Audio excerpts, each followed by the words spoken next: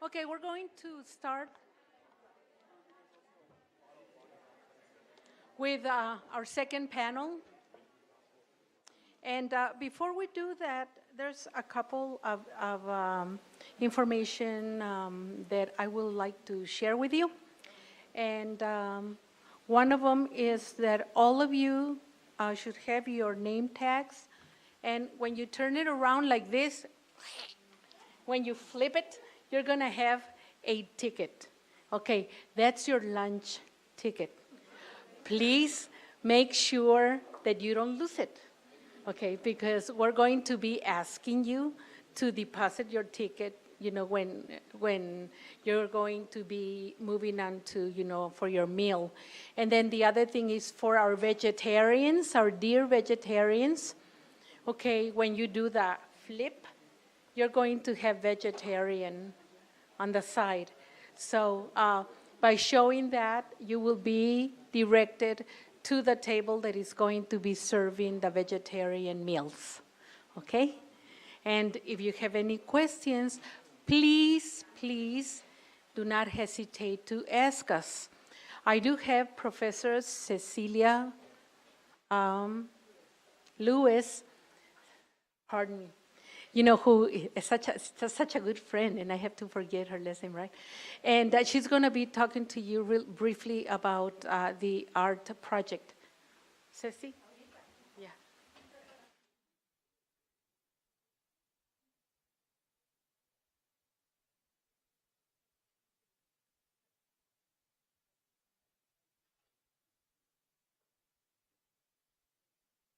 After you have enjoyed your lunch, we ask that you stop by over here. We have 3 art pieces that are up for a People's Choice Award, and there's a little box next to the 3 pieces that you can vote for. We would ask you to please take a vote. So after you've eaten your lunch, run by the art table. The winner will earn a scholarship. So thank you. Okay, and I also would like to welcome warmly our colegas from Sonora. Doctora Claudia Rodríguez, if you stand up, please, so we can give them a good applause. Asesora de programas de YAPSI. Magdalena Huitimea Zazueta, estudiante también, colaboradora. Y profesora Sandra Elena Aguilar Cervantes, responsable de promoción financiera de la Universidad La Salle Noroeste Financiera. Eso dice algo interesante. For those of you who do not understand what that stands for, right? Money. Okay. All right. And at this point, you know, I really am very honored, you know, to properly introduce to all of you my dear colega and friend of decades, Dr. Francisca James Hernandez, who is the department chair or lead or head, you know, of ethnic, gender, and transborder studies and sociology here at Pima College, and one of the co-founders of the department.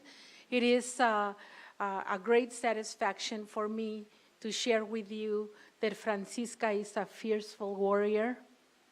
You know, she is a woman who does not take no for questions that have to do with serving our communities of color, our diverse individuals here at Pima, and who has established herself for her fierce, dedicated moves about defending what she believes in terms of pursuing a more equitable world here in this higher educational institution, representation, and who stands like I do strongly against the erasure of any people and the construction and the collaboration of spaces of representation for equity and for inclusion.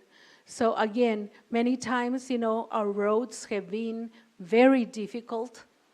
Doors have shut in front, you know, of our projects many times. You know, it's a faculty emerita, I can tell you that it took us about 16 years to really move forward the 2 little courses that existed on Mexican American Studies here at Pima College, but we never stopped. You know, since I was hired, I was a cuchillito de palo, for those of you who know what that stands for. Chingue y chingue, dale y dale, right? And that's, thank you. Thank you for knowing your cultural, you know, concepts, philosophical concepts. Okay, and sometimes it's difficult, but it is not difficult when you're working with community. The community es la sal de la tierra, es la raíz de la vegetación, son las flores del canto y del arte, de las humanidades, y eso somos juntos y juntas. Y aun cuando haya una ola horrenda de racismo alrededor de nosotras, siempre vamos a seguir luchando, porque somos luchadoras y no nos rajamos. Y seguimos adelante. Francisca merece un aplauso muy querido, con mucho amor, porque ahorita está pasando por lo mismo. Okay. Y le vamos a regalar un paraguas de multicolores para que lo abra y se lo ponga cuando le llega la lluvia de cosas no buenas, ¿verdad? Para no decir majaderías. Entonces aquí los dejo con mi colega querida y muy honrada por nuestra comunidad, la doctora Francisca James Hernández, alias La Pancha. Muchas gracias, Rosalía, con tus palabras tan poéticas como siempre. Especialmente el cuchillito de palo, ¿no? Well, good afternoon y bienvenidos, bienvenidas. Welcome, everybody. It's so wonderful to see you all here, students, faculty, staff, community members, our most honored guests del Yucatán, from Sonora. It's an incredibly beautiful, diverse room of people, and it's an honor to have you all here together and to be in this gathering with you and to join together to listen to each other and to listen to each other's stories and histories and struggles and accomplishments. And that's what I'd like to do. I'm going to try do this very briefly in order to help keep us or get us back on time. But I want to just share with you a little bit of what we've done, who we are as a department. We have sponsored this gathering for 4 or 5 years now, and we began some years ago. We are the Department of Ethnic, Gender, and Transborder Studies / Sociology. And what are we? Who are we? We're an interdisciplinary studies of histories, cultures, socioeconomic concerns, politics, and identities of people of color and people of multiple genders and sexualities. And we define these things, our histories, in our own terms.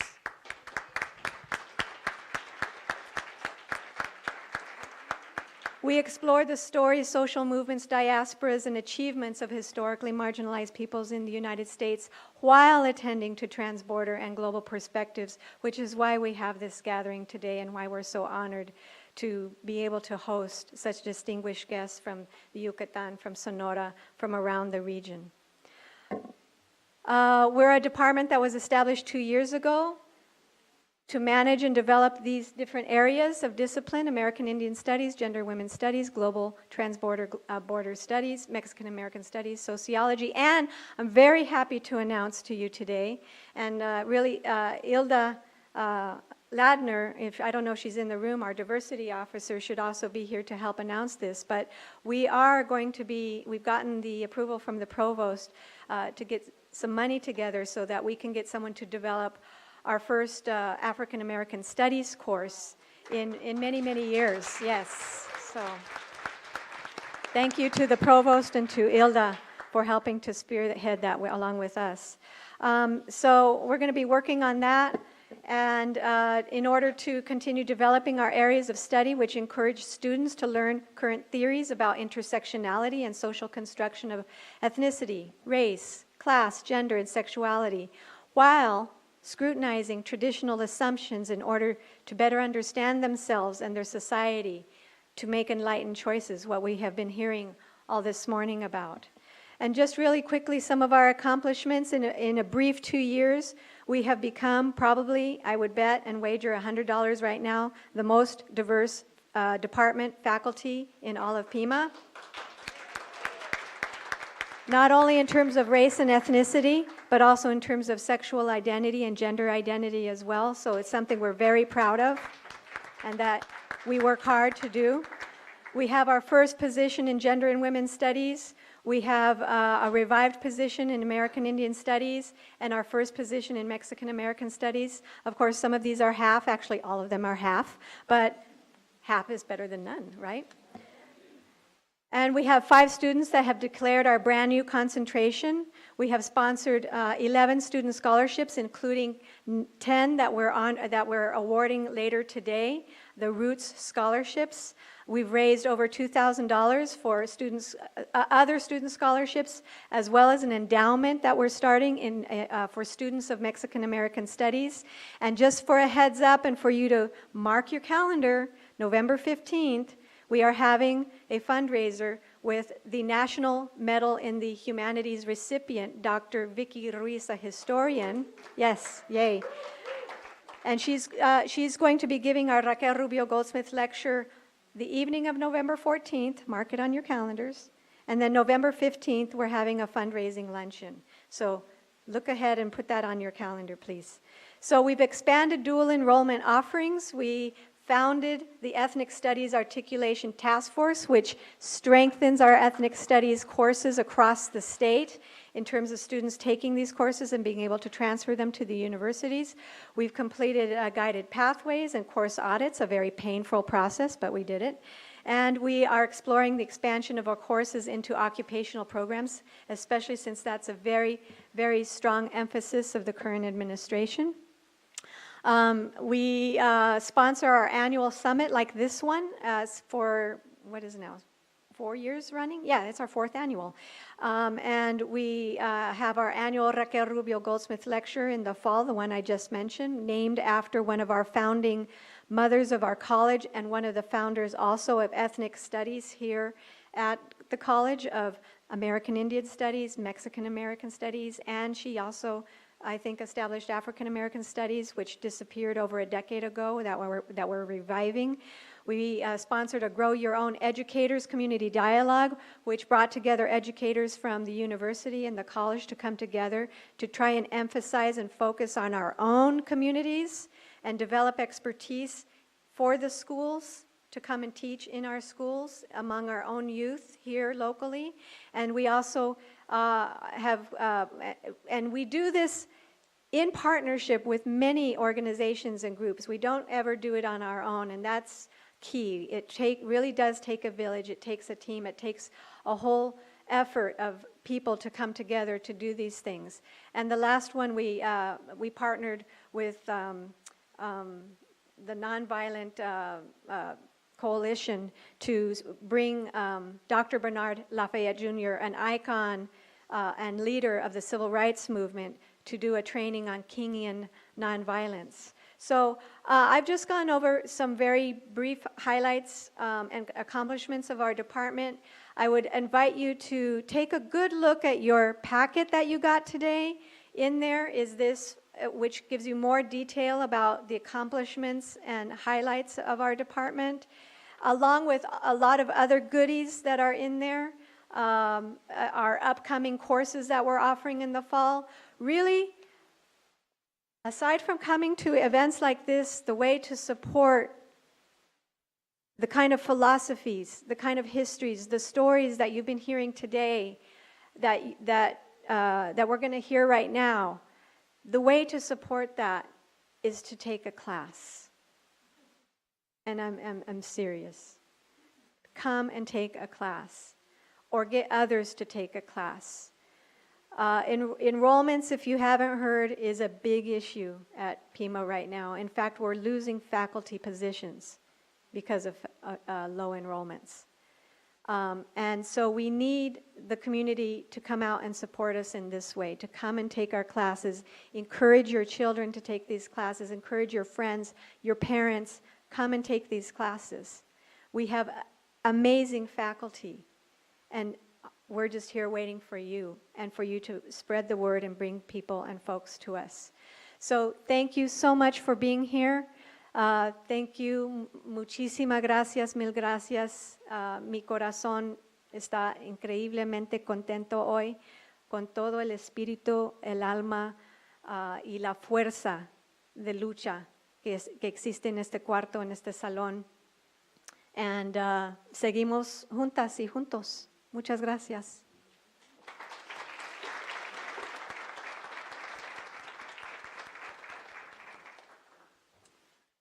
All right, people, now back to the action. We are going to start with our second panel, which is titled Telling Our Stories, Media, Memory, Expertise, and Wisdom. Our first presenter is Gabriella Cazares-Kelly, and she is one of the 4 women who founded Indivisible Tohono, a grassroots community organization that provides opportunities for education and civic engagement for members of her tribe, the Tohono O'odham Nation. She is a proud dues-paying member and union sister of the Red for Ed and public school educator.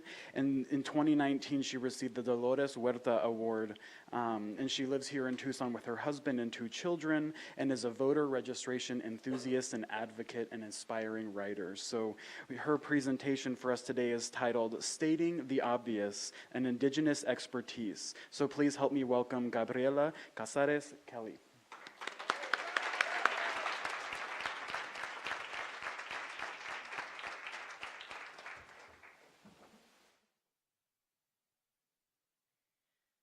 Skuktash. Thank you. Skuktash. Anya Nyapchugi Gabriella Cazares-Kelly. Bismo Ochkup Amjit. I'm a member of Indivisible Tohono, community organizer, and a writer, which is a very new title that I have given myself.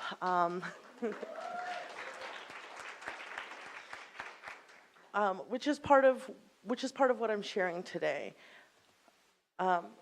First, welcome, of course, to traditional O'odham land. So thank you for being here. Normally what I do as part of my stating the obvious is I teach the audience how to pronounce Tohono O'odham, and I didn't today. I felt like maybe, oh no, they got it. And this is a lesson for myself because I'm hearing Tohono O'odham a little bit today. And so just a reminder, thaw, like you would thaw something frozen. No, I don't want that. Oh, how cute. Look at my thumb. Tohono O'odham. It's the easiest way. That is the colloquial way of saying it. Not the proper. Just, that's the quickest. So, of course, we're on traditional O'odham land now. We need to tell our own stories. I was very pleased to hear questions from the audience earlier about what we need to do, especially for me as an educator. I'm realizing that those stories don't exist, those books don't exist, those resources don't exist, and we're constantly waiting for people to tell our stories for us, and that's not going to happen. We have to tell our own stories. We need to write what we know. You already know a lot. You need to write it down. You're already an expert. Whatever it is, whatever your story is that you're living right now, you are an expert in that situation. You are an expert in your field. You have a story. I first started understanding this after being nominated for a fellowship, a writing fellowship, which again, I never called myself a writer. I said, I am a person who writes, as if there was a difference. I'm a person who writes, I'm not a writer. I was very nervous. Writing is a very personal thing. Vulnerable, it makes you vulnerable.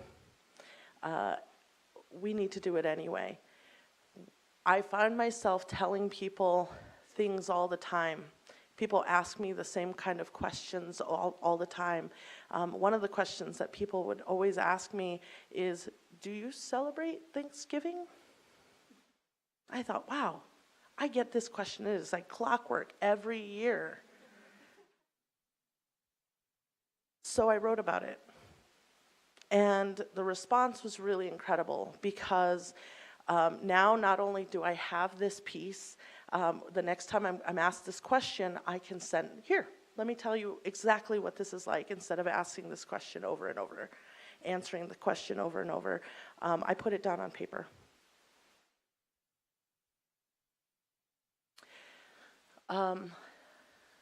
Submitting things to your local paper is really important. I live here. I live here in Tucson. I shop here in Tucson. I play here in Tucson. I should be represented here in Tucson, and I wasn't. And I wanted to share that with others, some of the situations, these invisible procedures and policies that were being perpetuated on me whenever I would go to a congressperson's office or a representative's office, and I put it on paper. This is one of my favorite pieces that I wrote. 3 things to keep me from rolling my eyes at your white privilege. I was finding myself in spaces where I was one of the few people of color in the room, and I was experiencing a lot of microaggressions, a lot of hidden racist things that people would say, not knowing that it's racist, not knowing that it's putting me down. And so I wrote about it, and now this is something that is used in trainings for a lot of allies. They share this with people. How can we do better? And it's a document that people are using to change the conversation about how we're treating the few people of color that are showing up to our events. As an organization, this is making institutional changes. But nobody was going to know that unless I said something about it. Nobody was going to know it unless I could write it down and tell my story about how this happens and how often it happens to me. Responding to things that affect me. I wrote a piece, this was published in the Huffington Post, higher education should be a remedy, not a tool for anti-Native racism, after 2 Native American boys, 2 young men were, they had the police called on them during a college tour. This is something that broke my heart. It made me cry. I started with a rant on Facebook, and then I thought, more than just the people on my friends list need to know that this is not okay. We have to tell our own stories. We have to say how it affects us. And in this piece, I call for more funding for University of Arizona to invest in Native American programs. That is a call to the University of Arizona to increase what they're doing in relation to their land grant status.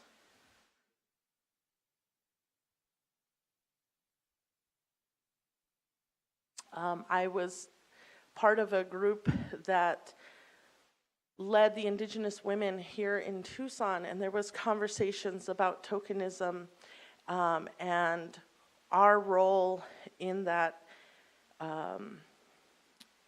event. People were making assumptions, so I wrote a correction. These are the kinds of things that are really important to me. I recently wrote for a local newsletter, even just a newsletter. One of the things that I wrote about was the issue of missing and murdered Indigenous women. I simply wrote the piece, and I noticed when it was edited that missing and murdered Indigenous women was all lowercase.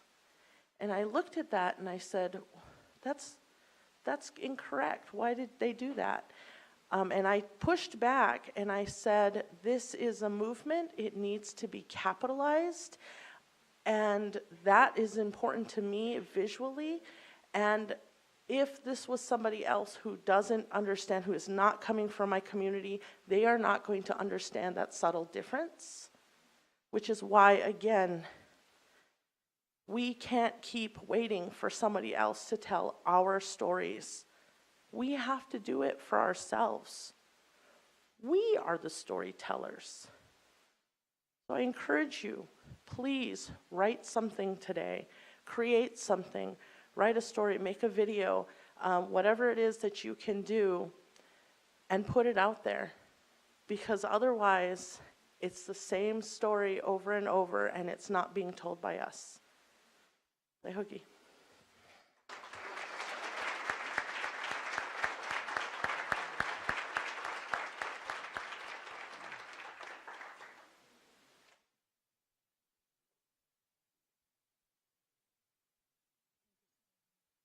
Gracias.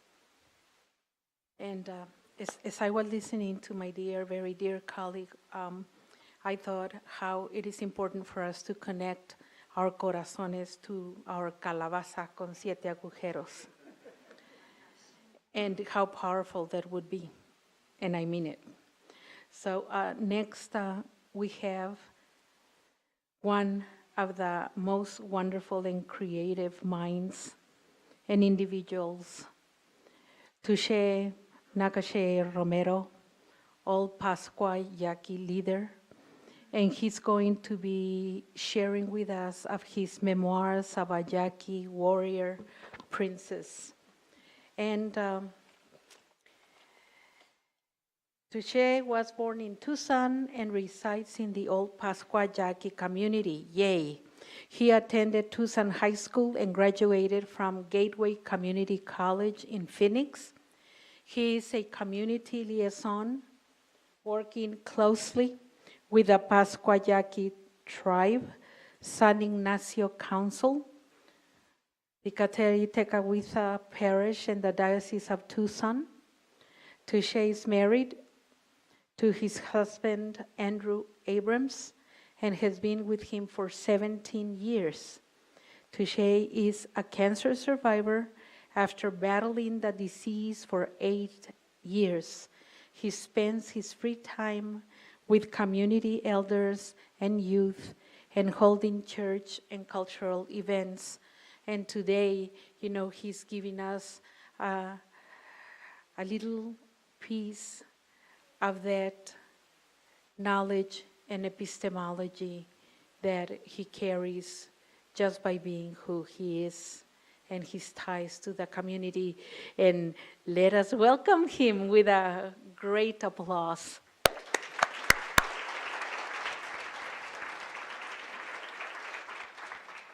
Thank you. Good morning. Dios enseñó into my time ang potawak. I thank you very much, and I leave everything in God's hands. My name is Touché Romero. I'm two-spirited, born here in Tucson, live and reside in Old Pasqua. Been there for 52 years. I come from the family of the Valencia family, excuse me, from the late Anselmo Tori Valencia, who ran and started the Pasqua Yaqui tribe. I was born and raised here in Old Pasqua, like I told you earlier. My grandfather was the late Manuel Valencia, also known as Chilili Valencia. He came from Rio Yaqui, from the Ocho Pueblos, Potam and Vicam, when they were killing the Yaqui people in Mexico. He was a young boy with his brothers and sisters, and I remember his stories telling me, we were crossing the line, the desert, he said, and they were shooting at them, the soldados and stuff, taking the Yaqui people as captives to be slaves. He was crossing with the late Mrs. Alvarez, Loretta Alvarez, and some other people, some elders. And he remembers his sister and brother getting shot at the line when they were crossing. They hid in the desert here in Tucson, on the other side of Grant, where they started a little camp made out of mesquite and just the shrubs. That's how they lived there, with carizo, which is vaca in our language, which is bamboo. And he told me many stories how they migrated over here and they were being pushed little by little towards Old Pasqua, where we reside now.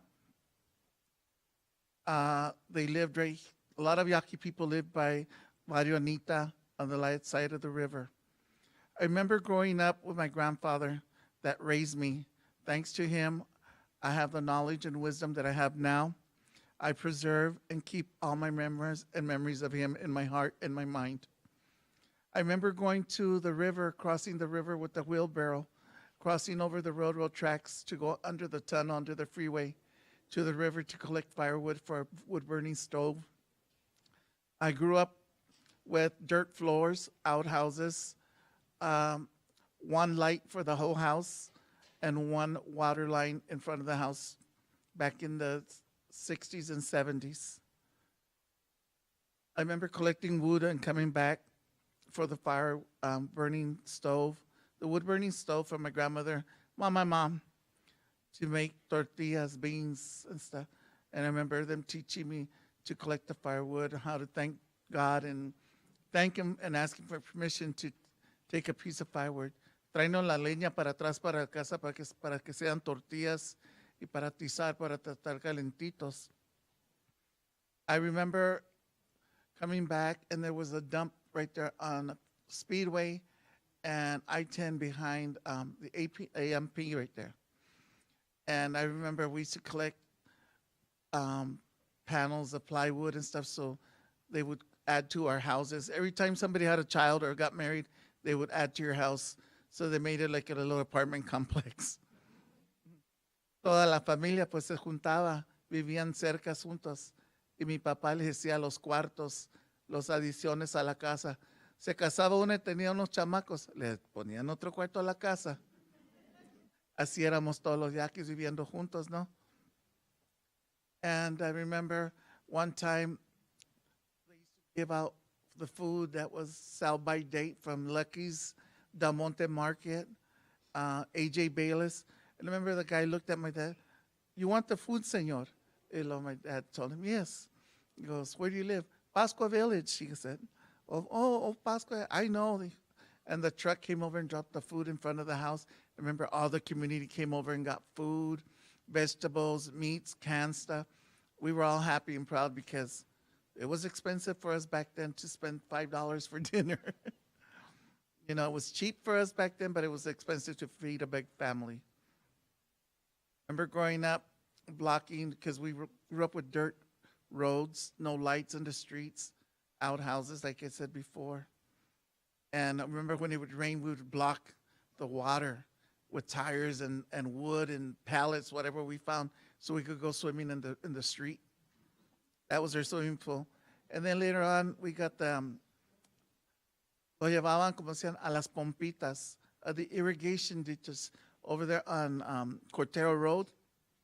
On the side of the freeway, we were swimming in the irrigation ditches right there, and they would cook out. Hacían carne asada. But in esos tiempos, we didn't use grills. They used rocks and the grill from inside your stove.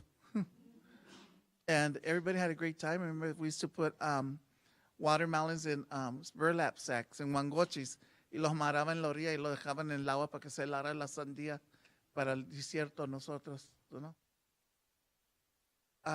I'm raising 2 of my grandchildren right now.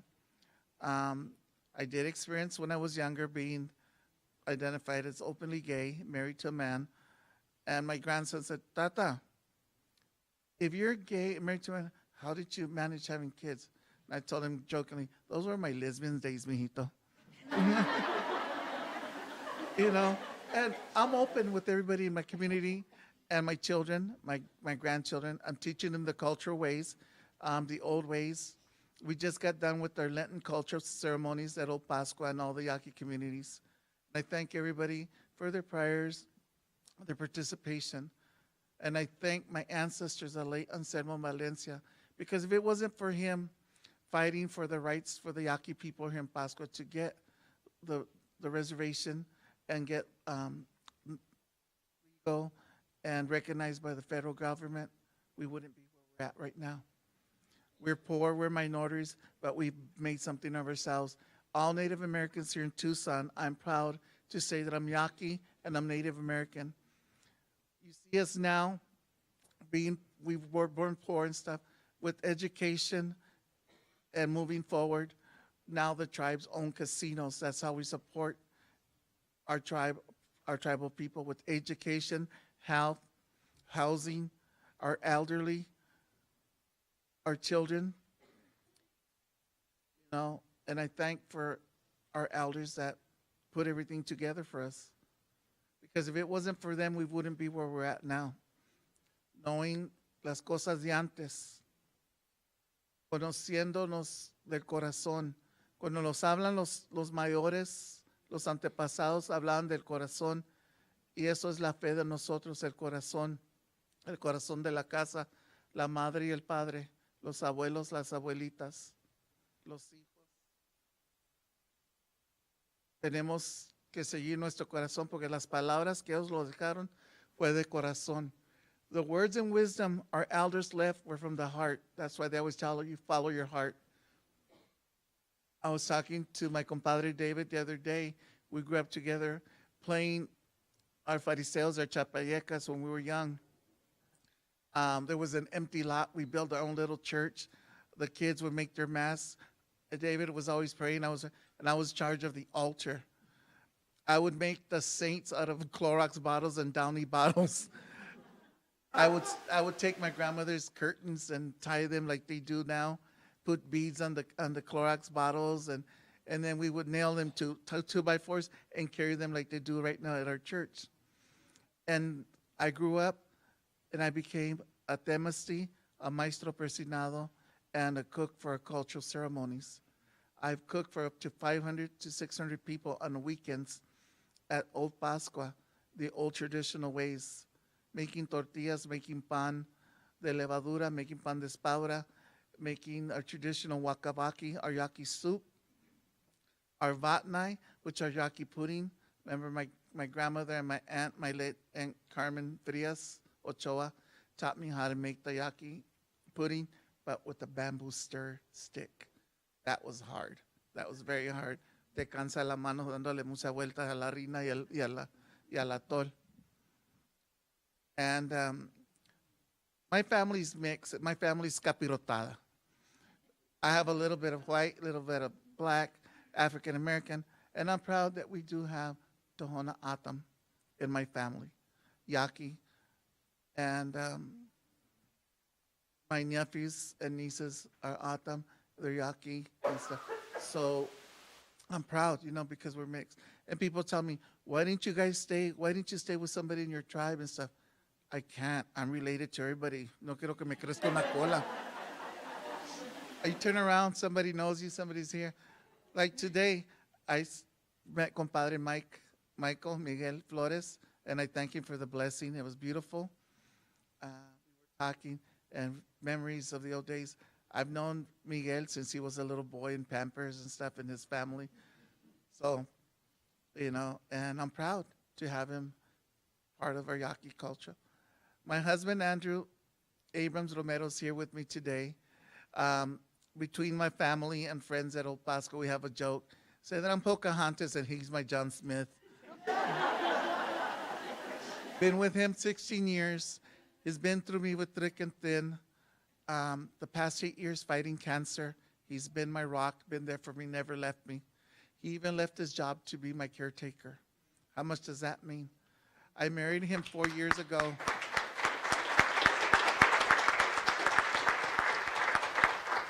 4 years ago, when the United States of America declared that gay marriages were allowed and were legal through the whole United States, that Friday the Saturday after we got legally married through church.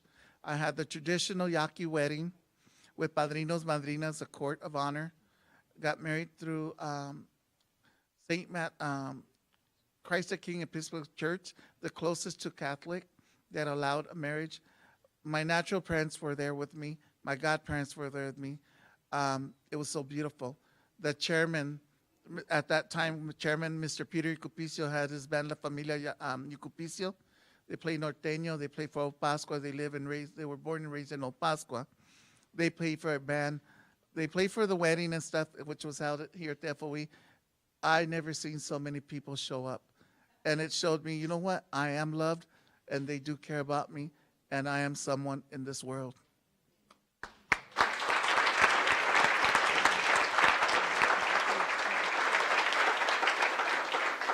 I'd like to thank all of you for being here and supporting this project, this event, especially my husband, Andrew, for being here with me and taking care of me for the past 17 years.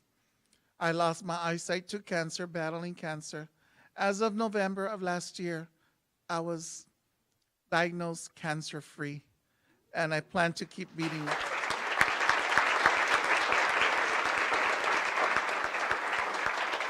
Although I might say it often and stuff to Andrew, but you know what? I do love him with my heart, and it's hard. And he accepted our traditional ways, our Yaqui ways, and he's learned Yaqui. I call him my kuna, which is husband in Yaqui. And he knows a lot of Yaqui words and stuff, and people turn around and say, you know Yaqui and you're gringo? I said, yeah. So thank you, everyone, for having me here and the memories.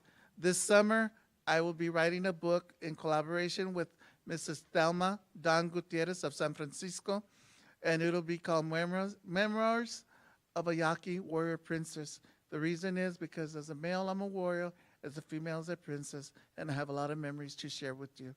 Thank you.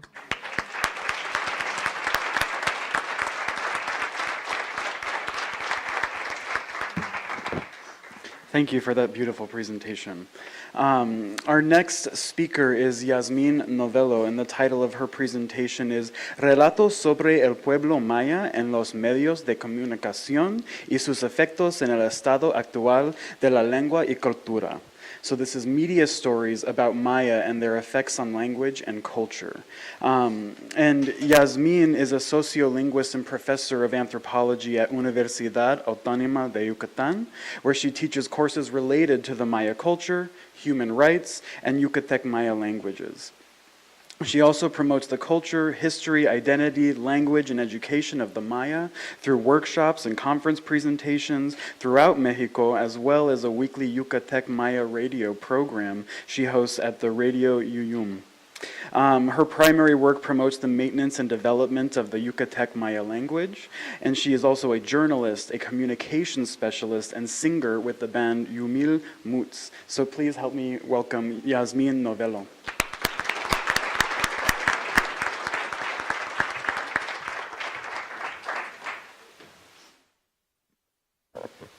Isabelish.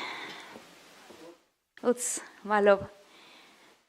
Mi hup el tango pasta lucanco. Les voy a preguntar cómo están y quizá ustedes quieran responder en una palabra maya que es malob, pero supongo que hoy todos estamos hach malob. Hach malob. Bishabelesh. Bello. Beyanten. Estoy muy contenta y estoy muy feliz de estar con ustedes. Agradezco la invitación a la doctora Francisca, a Roberto, y compartiendo pues con todos los pueblos originarios con los que hemos platicado y también con mis hermanos y hermanas mayas que en este tiempo hemos estado más cercanos. Y escuchando todas las historias, las vidas que se han contado tanto en este espacio como en otros, me doy cuenta que tenemos mucho en común, también tenemos mucha diversidad entre nosotros como pueblos originarios y tenemos muchas complejidades también que tenemos que retomar, tenemos que decir. Hace un momento se platicaba sobre la importancia de contar nuestras propias historias. ¿Por qué? Porque por cientos de años nuestra historia ha sido contada con otras palabras, con palabras extrañas que nos ajustan a nuestro universo cosmogónico, cultural, pero por otra parte, no solamente no se ajustan porque son lenguas ajenas a nosotros, que no pueden describir nuestro mundo, pero también es que hay un relato que se ha hecho sobre nosotros que no corresponde con lo que somos, que no corresponde con todo lo que somos. Y se ha tomado solamente una parte de ese todo que somos, y esa parte que se ha tomado es la que se ha difundido, la que se ha esparcido. Y esto tiene también un efecto en nosotros mismos que muchas veces, por tanto escuchar aquí, allá, por arriba, por abajo, por todas partes esos relatos, muchas veces nuestros niños, nuestros jóvenes, incluso nosotros mismos podemos llegar a creernos ese relato y perder nuestra propia historia. Entonces, quiero hablarles acerca de esta situación con el pueblo maya de Yucatán a través de los medios de comunicación. Y bueno, sí, pasamos a… Where is… Oh, here, ok.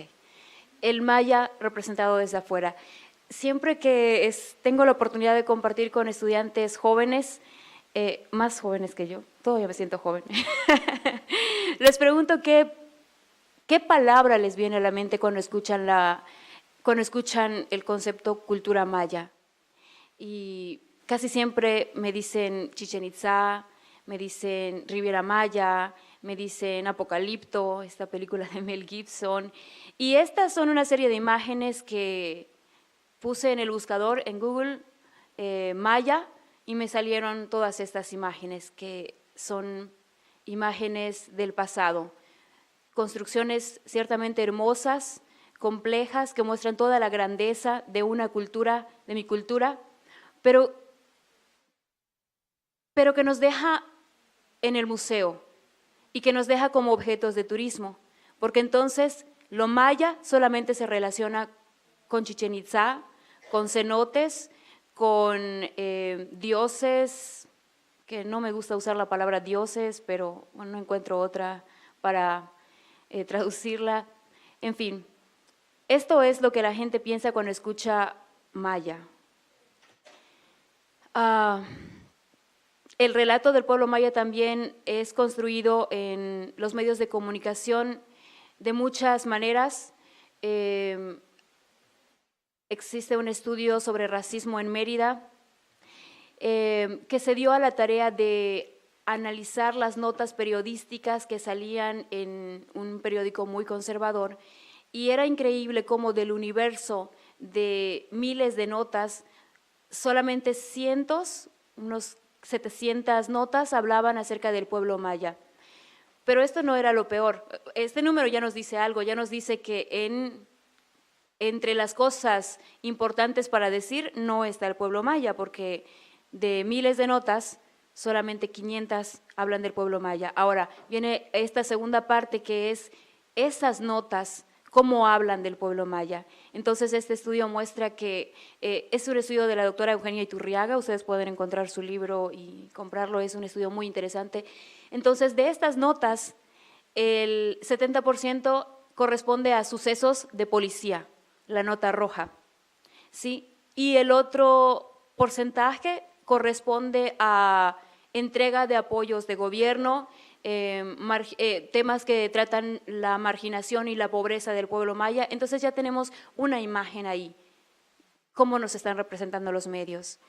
En la televisión tenemos varias categorías que podríamos nombrar sobre cómo se representa. Primero, que hay muy pocos espacios para la lengua y la cultura maya, pero los que existen tienen varios tipos.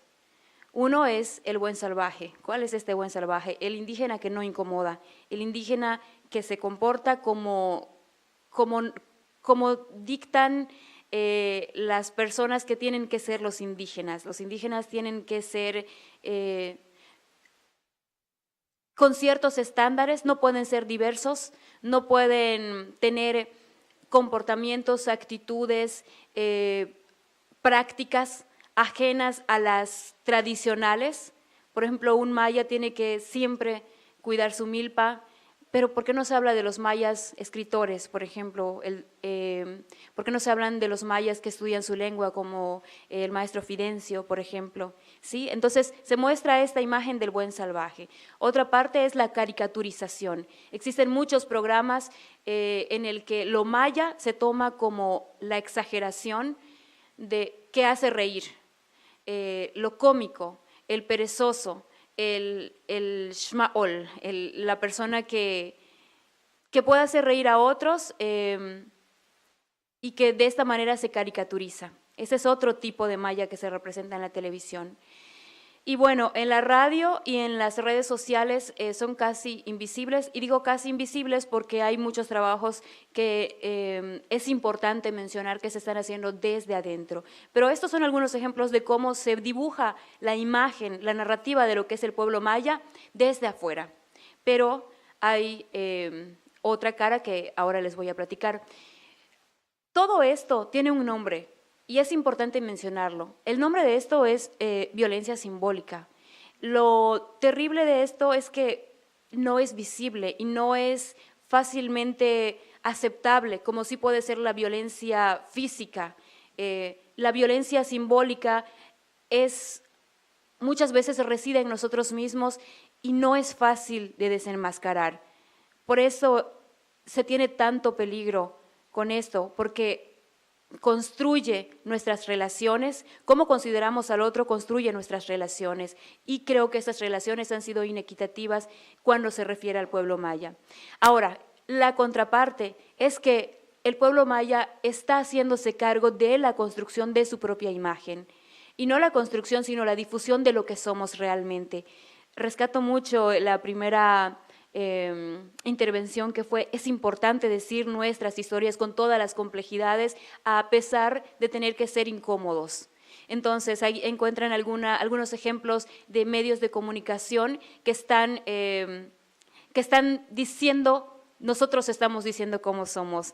Saciel Sánchez, por ejemplo, editora de la sección en maya de la Jornada Maya, Quinsil, toca temas de todo tipo, porque queremos enterarnos de tecnología, de salud, de deportes también. No solamente queremos saber lo romántico, y sin embargo pareciera que los medios de comunicación, cuando se habla de medios de comunicación para el pueblo maya, tenemos que hablar solamente de los pájaros, de los árboles. Es esta romantización que se nos ha hecho, ¿sí?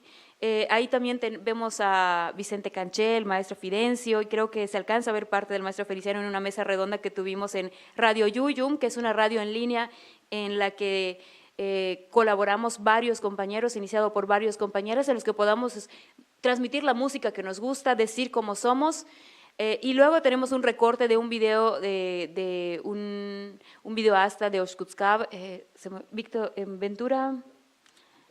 Miguel Ventura, exacto. Él realiza cortometrajes sobre la música, la cocina maya, y esta es una imagen de cómo él empieza con una escena de un migrante recordando, de alguien que trabaja, creo, en algún lugar de Estados Unidos, recordando su casa y recordando su cocina, recordando lo que su mamá le preparaba. Entonces, aquí nos damos cuenta que nos estamos representando con toda esta complejidad, que estamos aquí, que podemos tener ocupaciones diversas, que nuestra esencia sigue siendo la misma, pero que nosotros tomamos el poder de decir nuestra palabra.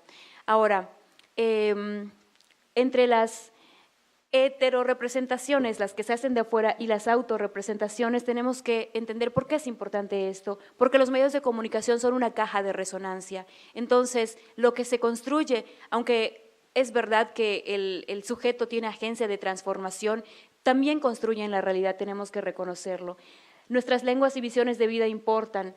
Y por último, es importante reconocer nuestra propia colonización y trabajar en ella. Es importante reconocer que cientos de años de un discurso y de una construcción han hecho mella, y que así como, por ejemplo, en la deconstrucción masculina para poder echar abajo el machismo, los varones y mujeres tenemos mucho que hacer, porque en este momento, aunque me declaro feminista, sé que tengo muchas actitudes machistas. me perdono por eso y voy deconstruyéndome y voy trabajando en eso. También como pueblo maya y como gente aliada y solidaria, tenemos que reconocer que tenemos muchas cosas en nosotros colonizadas, pero que estamos en ello, que estamos creando nuestro propio camino, abriendo nuestro propio camino a través del conocimiento y del compartir, y que de esta manera estamos en un proceso inacabable, porque nuestra cultura maya tampoco se cierra, tampoco termina, va a seguir, va a continuar, y en ese camino continuo también tenemos que ir constantemente reelaborándonos. Hachdiospotik.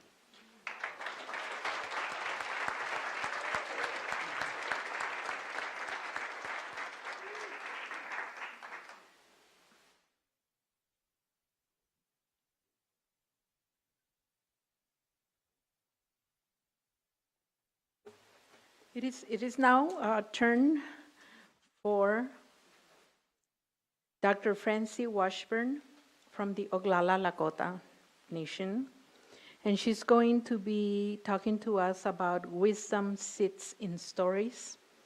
She's a professor of American Indian Studies and English at the University of Arizona. And she grew up in and on around Pine Ridge Reservation in South Dakota, the Oglala Lakota. She holds a PhD from the University of New Mexico and has been a faculty member at the University of Arizona since 2005, holding a joint appointment in American Indian Studies and the Department of English. She is the author of multiple books, including 3 novels of Native American themes. 1 book is a biography, and 3 are speculative fiction. She is working on a 4th Native American novel, and of course, I know that all of you are going to take the names of our authors, right? And you're going to go and you're going to try to get their work so that we'll be more illuminated yet. So the 4th American novel, Endangered Species, she considers her most important work to be the most successful, to be the many successful students who have passed through her classroom and now are serving their communities, their nations, and the world. And I have a moment because I was imagining the work and I got distracted. That happens often. Oh well. Okay, well, please help me welcome our Franci Washburn.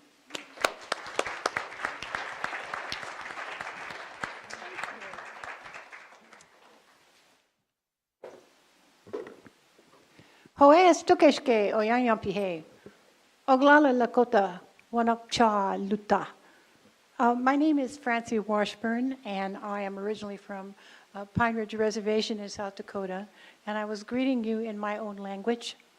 I am a guest here on the ancestral homeland of the Tohono and Pasqua Yaqui people, and I try to remember that always and to be a good, respectful house guest and not do things like raid the refrigerator when I'm not supposed to.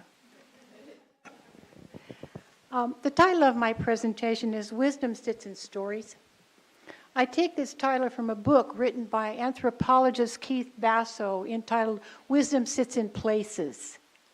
In this book, Basso details a years-long relationship with the Western Apache people of Arizona, where he studied places, their names, and what those places mean to the Western Apache. He discovered that the names given to particular places had their origin and stories about those places, which is why he named his book about this study, Wisdom Sits in Places. However, I think he's incorrect.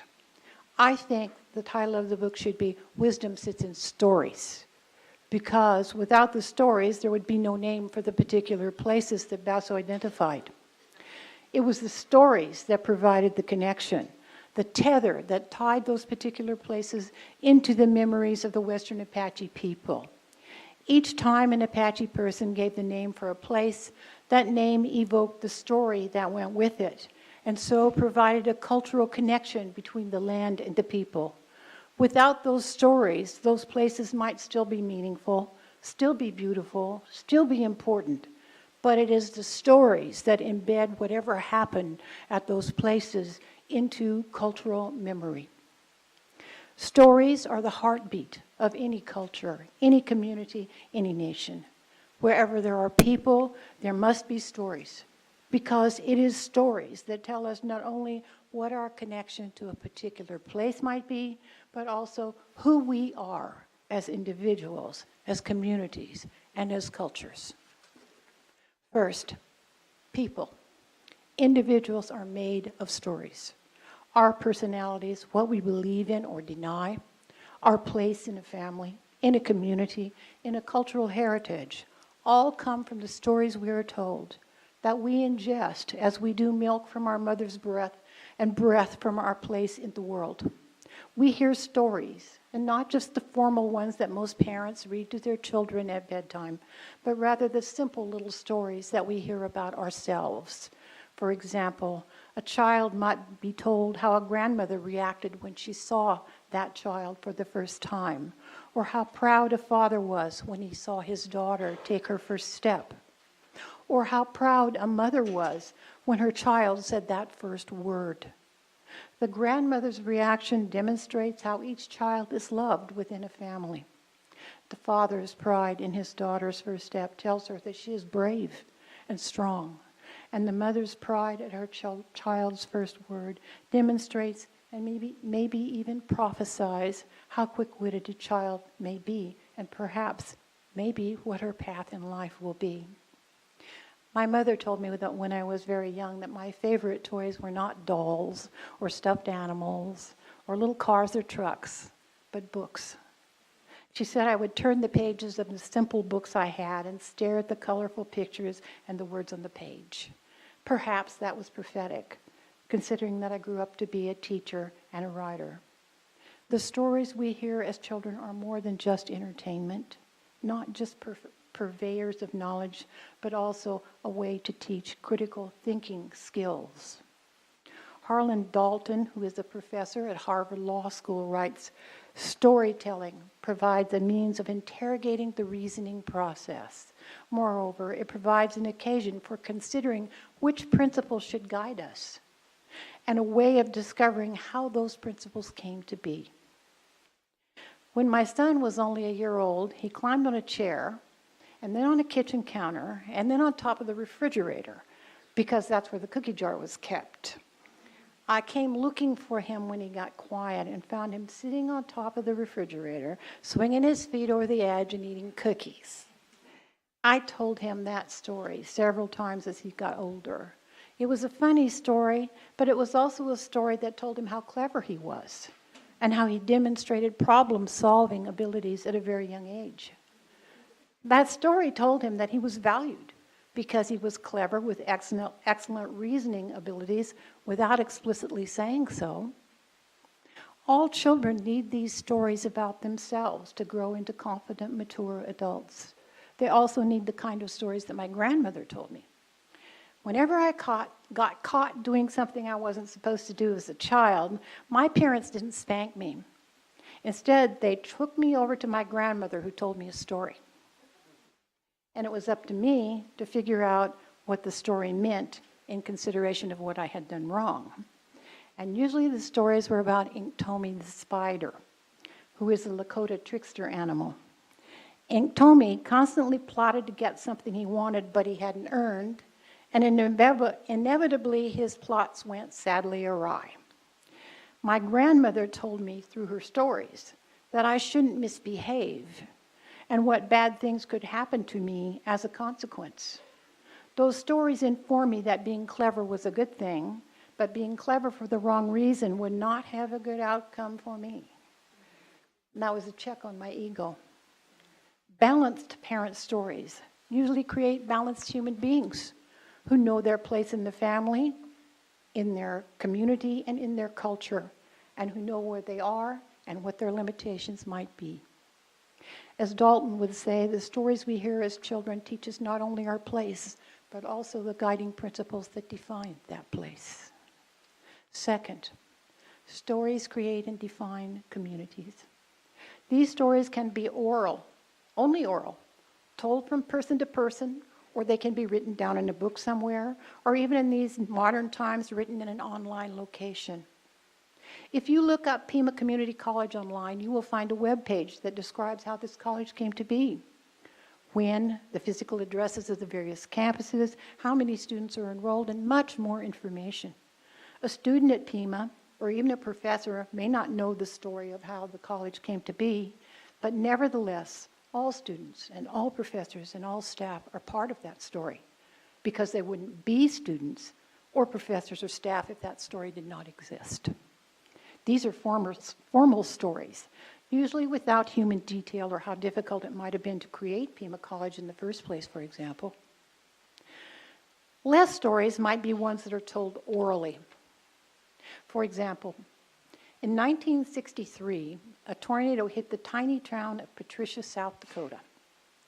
No one was killed as a direct result of that storm, but many crops were destroyed in the fields.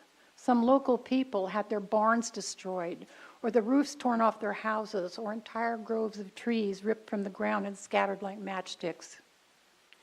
More than 50 years later, people still living talk of that storm at family gatherings, at school picnics, 4th of July celebrations, after Little League baseball games. They tell of what they were doing when the storm came, how they wrote it out.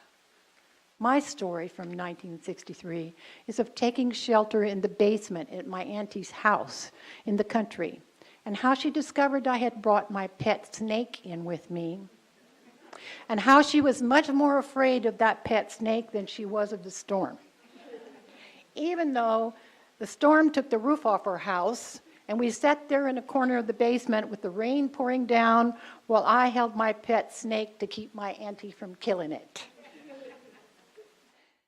Telling these stories to each other is a way of creating community through shared experience, while other stories enforce the importance of community. Stories create and sustain cultures as well.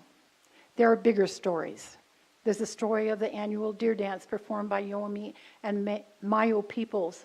That's a community story, an event that is symbolic of the time of the year it is performed, of the sacred belief of these people, but it also represents cultural continuity.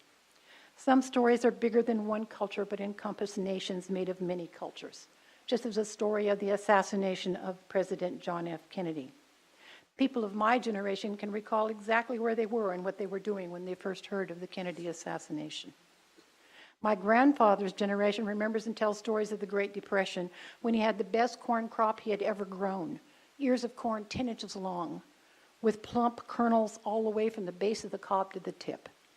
But because the price of corn was so low and the price of coal for heating was so high, he had to burn his beautiful corn in his stove to keep warm in the winter. I can still see the tears on the old people's faces as they tell of their beautiful corn burning in the stove to keep them warm when they couldn't afford to buy coal. There are both wonderfully happy and horribly tragic community stories, individual stories, culture-wide and nationwide and worldwide stories. But they all communicate something to us beyond the story itself. They give us the benefit of experience and knowledge, a persistence of understanding, of personal insight, continuity, good judgment and bad judgment, and those are all qualities and definitions of wisdom. And that is why I say wisdom sits in places. Thank you.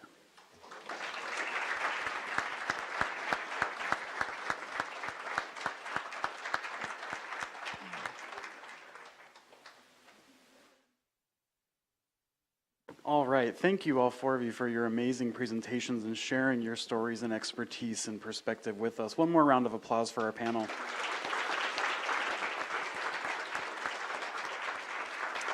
And so I'm sure we're all getting hungry, but we do have time for 2 questions. So if you have questions for our panelists, and we would encourage people who have not asked a question to be the ones who potentially offer those if you have some. So we have time for 2, if anybody would like to address the panel or ask a question.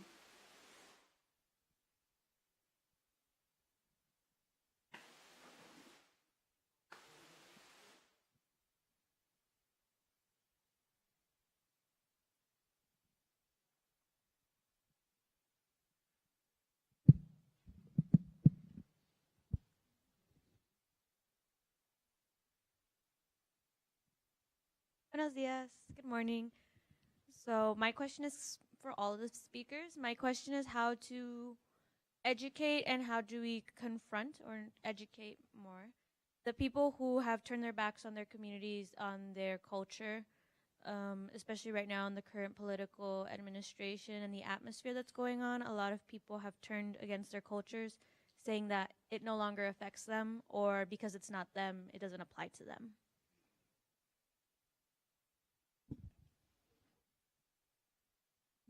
We replace them. We replace them and we infiltrate the spaces where decisions are being made. And we're really in a time where we have to be sitting in those rooms. We have to be seizing power, adding our voices. Nobody is going to speak up and talk about our issues the way that we're going to talk about them. And we have seen this momentum throughout the nation of people running for office, people from communities that you'd never expect, or more women of color. We're seeing that with Alexandria Ocasio-Cortez and Rashida Tlaib and Ilhan Omar, Deb Haaland, Sharice Davids. All of those women, they replaced the people who were not caring about their communities. And that's what we have to do. We have to do it on the lowest levels in school boards. We need to be attending our school board meetings, our Tucson City Council. Right now, for instance, if there's something that you want to do, there's a voter initiative outside this doorway, Tucson Families Free and Together. You want to help protect Indigenous women, sign that petition to help make Tucson a sanctuary city if you live within the city limits. That is coming from the voters, that is coming from the people. Go to your any local meeting that you can go to. Go to your library board meeting, your college board meeting, anything that you can do, and let's get those people out. We can't teach them to care for our values. We have to take our values with us.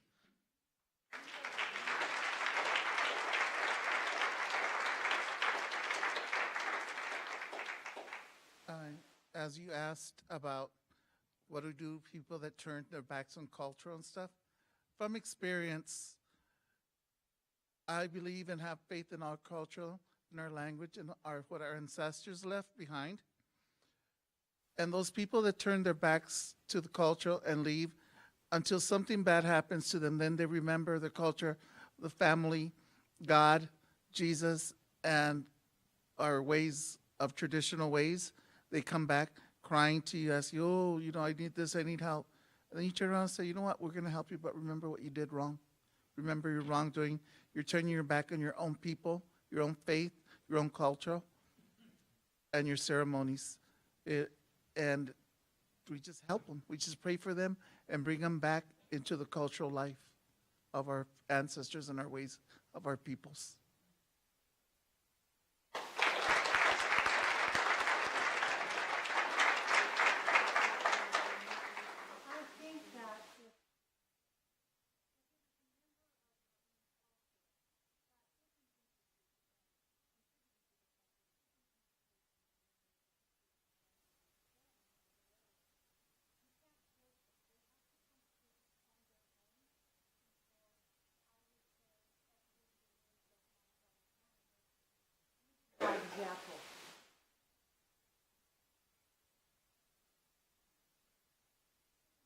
Mouth, because you probably heard me anyway.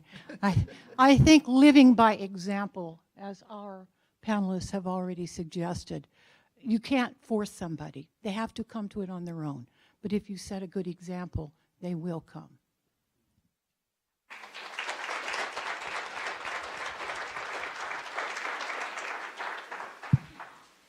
Voy a responder en español.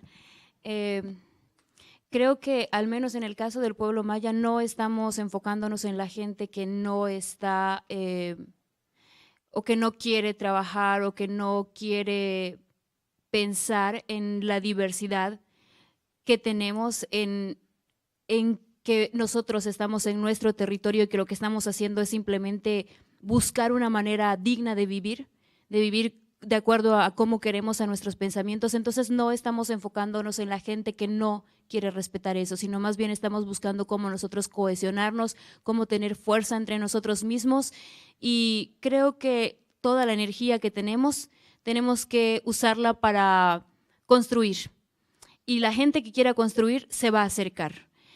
Por ejemplo, voy a poner como ejemplo a Humilmots, que es un grupo de gente maya, de gente aliada, de gente diversa culturalmente y que sin embargo está en ese camino. Pero nuestro trabajo no es convencer a nadie sobre la importancia de la cultura maya, de respetar los derechos de la cultura maya. Estamos enfocados en construir más que en los aliados solitos vienen. La comunidad también que está preocupada por construir su modo de vida, su forma de vida, también solita va cohesionándose y uniéndose para trabajar.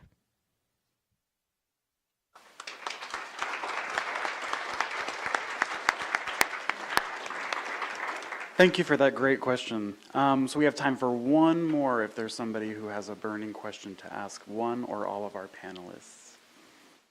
Great, thank you.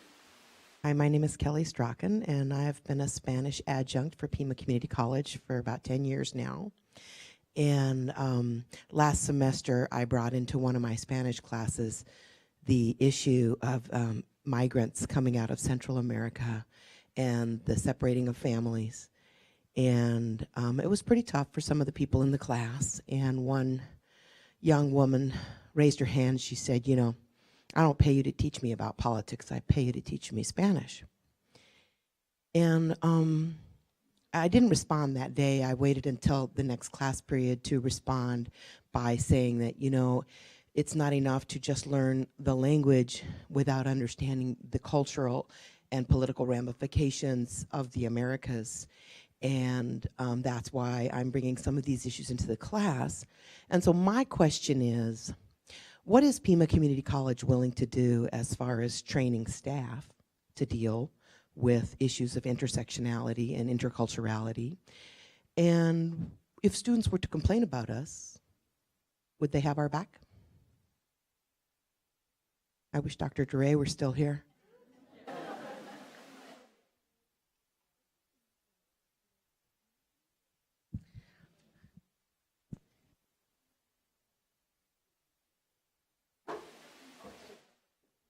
I'm being told I'm the adult in the room. But I see another adult in the room. Please come up, Ilda. I didn't see you there. I'm going to let Ilda Ladner answer that one. And I'm happy to talk to people also afterwards about that question. But let me introduce Ilda properly. Ilda Ladner is our Executive Officer of Diversity, Equity, and Inclusion here at Pima College. Gracias. Gracias, Francisca. Buenas tardes. Yes, tardes. Good afternoon, everybody. Thank you for the introduction, Francisca. I only heard like the last part of your question, but I think I get what you're asking. I was walking around taking care of a few different things. Here at the college, my role is relatively new as the diversity officer for the college. I have been here for just over a year, and we're developing training for our faculty to talk about these issues, and I have your back. And so these are things that we are really starting to talk about here at the college. In the fall, I did a session for new faculty around how to facilitate some of these difficult conversations in the classroom. We had that almost specific example of you're teaching Spanish and you're bringing some of these other global issues into the conversation. How do you help students approach that with curiosity and understand the values behind it and help to learn from each other around these issues? So we're working on it. Know that I have your back, and the provost, Dolores Duran Cerda, definitely has your back as a faculty member around these topics. So I don't know if that totally answers what was asked. We are developing trainings around these issues for faculty, for our staff, for our students. Yes?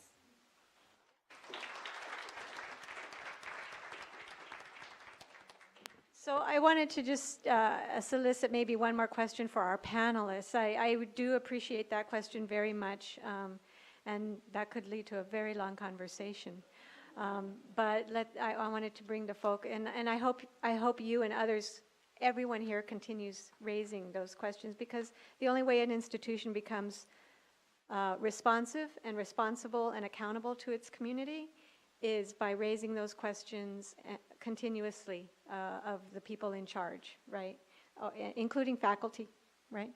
But is there another question? Oh, right here. Bardo's coming.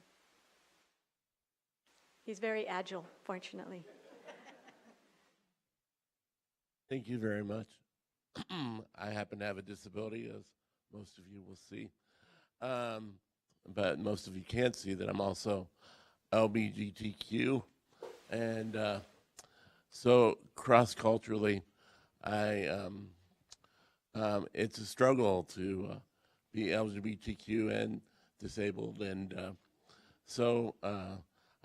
I applaud the panel. So I just wanted to ask, cross-culturally, disability and being LGBTQ,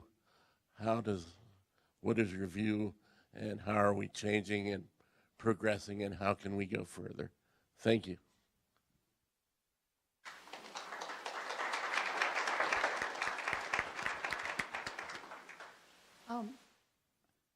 I think just by the fact that you are here, that's wonderful. You are making change just by being here, by speaking out. The same with Touché sitting here. The same with community colleges like Pima that open up educational spaces, not just for LGBT people to participate, but to provide classes and a whole department that addresses issues of interest to LGBTQ people and to people who are interested and friends and want to help and want to participate and want to make you feel like you belong, just like everybody else. You belong.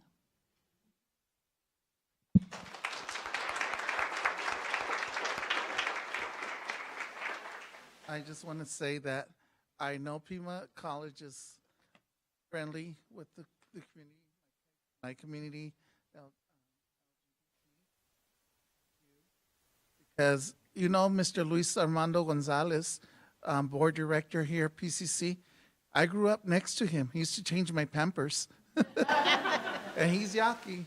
And for your question, sir, it's come a long way. It's come a long way. A lot of changes with our legislature here in Arizona. Queer, gay, lesbian, transgender people are getting their word out, and it became legal. We're not like in the 60s and 70s hiding from people. Now we can come out and be ourselves, be human.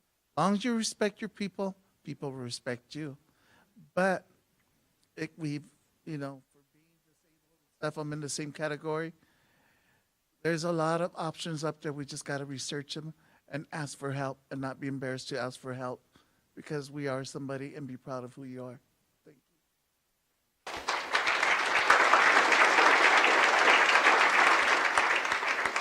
I'm going to speak Spanish, so I don't know if you have your... Thank you.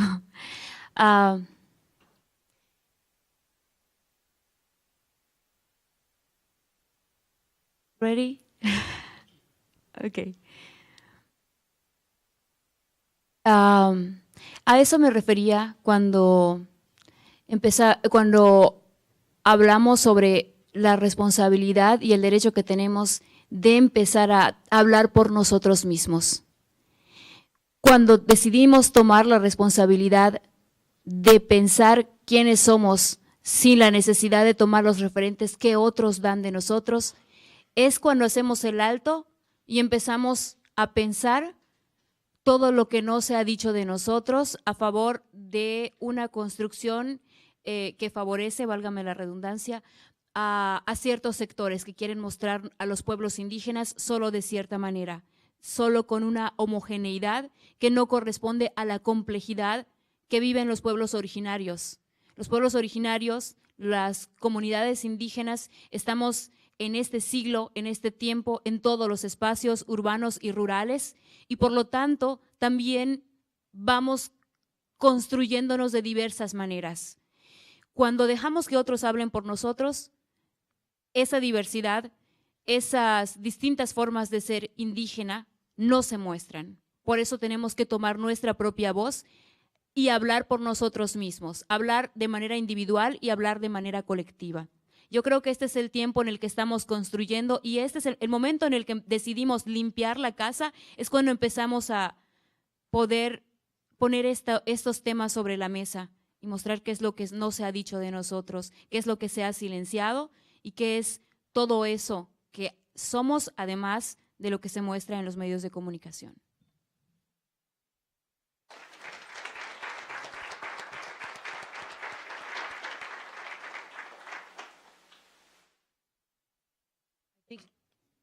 This is one of the instances where I would really advocate for you to be sharing your story because your story is important. It's important to see this representation up here. I'm so glad my Yaqui brother could be sharing today about his beautiful marriage and the support and love that he gets every day from that and his children and his family, and to share that and to normalize that story. And that's what's happening. We are able to normalize and celebrate. You know, I don't want to tolerate. Tolerate is not good enough. We want to celebrate LGBTQ families. We want to celebrate people with disabilities who are out in the community and doing their very best and making sure that we're providing support for everybody to be included.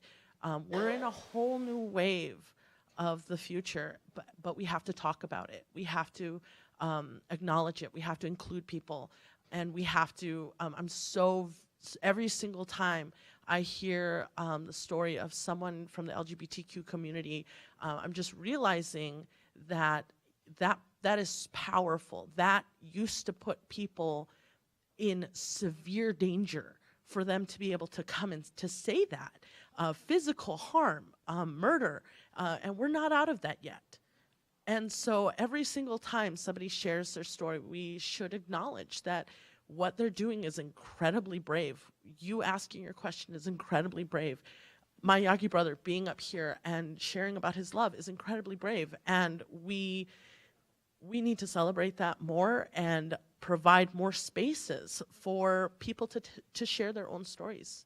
Because it is not a one single story out there that explains the LGBTQ community at all. So thank you, this panel, for choosing this panel, and it is extremely diverse, and I think that's really powerful, and we're on our way.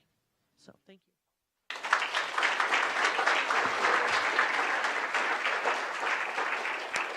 I want to say one thing to our LGBTQ community. You know Jesus loves us and God loves us because once in a while, he'll put a rainbow in the sky for us. Yeah. Gracias. Thank you. Thank you, panelists. I know we're running a little over, but I'm so glad we took that last question because it was very powerful and it opened up more discussion into the intersectionalities of our lives, which is what we you know, what we teach, what we learn, what we promote in our department is looking at the intersections of race, ethnicity, class, gender, sexuality, region, etc. And to understand, we have to delve into all of these things to understand people and to create more productive, more harmonious, more loving societies. So would you please give the panel one more applause?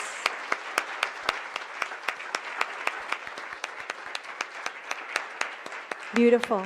Thank you so much. Before I let you all off to lunch, I just want to tell you a little bit.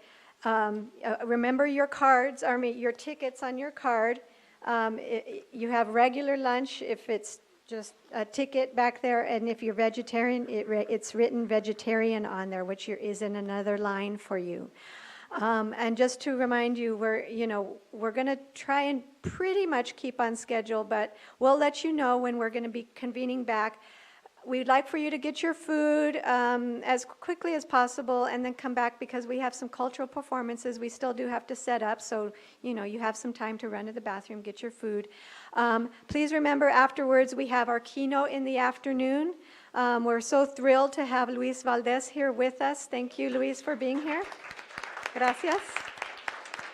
Is joining us even for lunch and then for the keynote afterwards. And then after his keynote, he'll be doing autographs on T-shirts and posters and flyers that we are selling as part of our fundraising for scholarships and programming like this one.